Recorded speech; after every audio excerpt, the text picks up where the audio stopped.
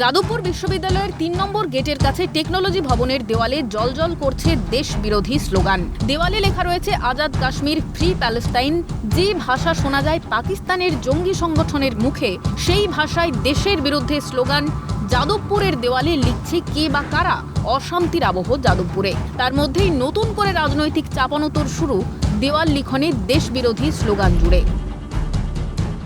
এই মুহূর্তে আমরা দাঁড়িয়ে রয়েছি যাদবপুর বিশ্ববিদ্যালয়। আর যাদবপুর বিশ্ববিদ্যালয় কিন্তু দেশবিরোধী স্লোগান আগে উঠেছে, যে কোনো মিছিলে কিন্তু আজাদ কাশ্মীরের পক্ষে স্লোগান উঠেছে। এবার দেখা যাচ্ছে যাদবপুর বিশ্ববিদ্যালয়ের যে টেকনোলজি ভবন রয়েছে ৩ নম্বর গেটের পাশে, সেই ভবনে দেখা যাচ্ছে এই ধরনের পোস্টার। আমার ক্যামেরা পার্সন লিসান রয়েছে, লিসানকে দেখাতে বলবো একবার। এই যে এখানে যে দেওয়াল রয়েছে, অর্থাৎ টেকনোলজি ভবনের যে দেওয়াল, সেই দেওয়ালে যে গ্রাফিটি আঁকা হয়েছে সেখানে কিন্তু স্পষ্ট রয়েছে আজাদ কাশ্মীর। তৃণমূল অভিযোগ করে এর আগেও শহর কলকাতার বিভিন্ন মিছিলে অতিবাম সংগঠনের গলায় শোনা গিয়েছে এই ধরনের দেশবিরোধী স্লোগান। কিন্তু একটা বিশ্ববিদ্যালয়ের অন্দরে কর্তৃপক্ষের সামনেই এই ধরনের দেশবিরোধী স্লোগান দেওয়ালে জায়গা পেল কিভাবে?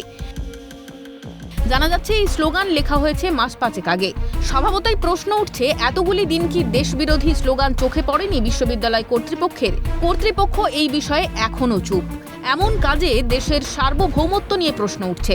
তাহলে কি বিশ্ববিদ্যালয় কর্তৃপক্ষ দেশবিরোধী কাজকর্ম রুখতে ব্যর্থ বিশ্ববিদ্যালয়ের অন্দরে? প্রশ্নটা কিন্তু উঠছেই।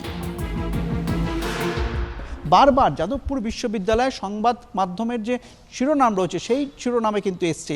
এবার দেখা যাচ্ছে যে এই যে টেকনোলজি ভবন, এখানে একাধিক পোস্টার দেওয়া রয়েছে। এবারে যে স্লোগান মিছিলে ব্যবহার করা হয়, অতি বামপন্থী যে সংগঠনগুলো রয়েছে তাদের মিছিলে যে স্লোগান আজাদ কাশ্মীরের স্লোগান ব্যবহার করা হয়, সেই স্লোগান অর্থাৎ দেশ বিরোধী স্লোগান এবার দেখা যাচ্ছে যাদবপুরের দেওয়ালে। কিন্তু কর্তৃপক্ষ এখনো পর্যন্ত এই বিষয়ে কোনো উদ্যোগ নেয়নি। প্রসঙ্গত ছাত্র আন্দোলনের জেরে বাংলাদেশের সরকার পতনের ছবিও দেখেছে দেশবাসী। তারপর থেকে নানা ঘটনায় দেখা গিয়েছে বাংলা, বিশেষ করে কলকাতা জঙ্গিদের বিশ্বস্ত আখড়ার কাজ করে। ঠিক তেমন আবহে উচ্চমানের শিক্ষা প্রতিষ্ঠান যাদবপুর বিশ্ববিদ্যালয়ের দেওয়ালে দেশবিরোধী স্লোগান। ঘটনা নতুন করে রাজনৈতিক উত্তেজনার পরিবেশ সৃষ্টি করেছে। তৃণমূল শিবিরের দাবি, যাদবপুরে বিচ্ছিন্নতাবাদী, বিকৃত মনস্ক, দেশবিরোধী রাজনৈতিক দলের আখড়া বহুদিনের। মানুষ এগুলো পছন্দ করছে না। যাদবপুর তো বিচ্ছিন্নতাবাদী রাজনৈতিক একটা বিকৃত মনস্ক দেশ বিরোধী একটা রাজনৈতিক দলের আখড়া ছিল বহুদিন থেকেই। ওরা স্লোগান দিত, ভুলতে পারি বাবার নাম ভুলবো না গো ভিয়েতনাম।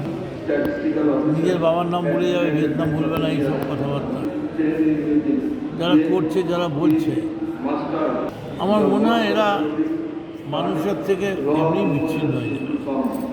কারণ মানুষ কিন্তু এসব পছন্দ করছে।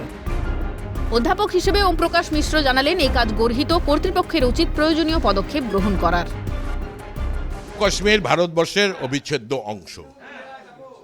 একটা পাকিস্তানের লোকেরা বলে আজাদ কাশ্মীরের কথা, ওরা বলে যে আমাদের কাশ্মীর নাকি অকুপাইড, ওদেরটা নাকি আজাদ কাশ্মীর। তাদের পক্ষে যদি কেউ স্লোগান লিখে থাকে তাহলে আমি মনে করি সেটা খুবই গর্হিত।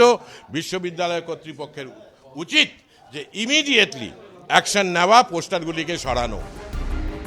যাদবপুরের মতো নামকরা শিক্ষা প্রতিষ্ঠানের এই পরিণতি হতে দেবে না বিরোধী শিবির, শরৎ তারা। দেশবিরোধী স্লোগানের ঘটনায় শুভেন্দু প্রশ্ন তোলেন, এরা কারা? কাশ্মীর মাঙ্গে আজাদি, জাতীয় পতাকা ওঠে না, জাতীয় সঙ্গীত গাইতে দেয় না, বন্দে মাতরম নিষিদ্ধ। এরা কারা? হু আর দে? দেশবিরোধী স্লোগান বিশ্ববিদ্যালয়ের দেওয়াল থেকে উপড়ে ফেলা যায় কিনা নজর থাকবে সেদিকেই। ক্যামেরায় লেসন লোদের সঙ্গে শান্তন ভট্টাচার্য, ক্যালকাটা নিউজ, কলকাতা।